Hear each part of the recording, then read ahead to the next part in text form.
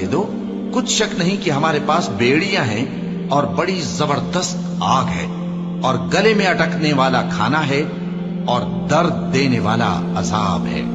جس دن زمین اور پہاڑ کانپنے لگیں اور پہاڑ ایسے بھربھرے ہو جائیں گے جیسے ریت کے ٹیلے، اے اہل مکہ، جس طرح ہم نے فرعون کے پاس موسیٰ کو پیغمبر بنا کر بھیجا تھا، اسی طرح تمہارے پاس بھی محمد صلی اللہ علیہ وآلہ وسلم ایک رسول بھیجے ہیں جو تمہارے مقابلے میں گواہ ہوں گے۔ سو فرعون نے ہمارے پیغمبر کا کہا نہ مانا تو ہم نے اس کو بڑے دردناک انداز سے پکڑ لیا۔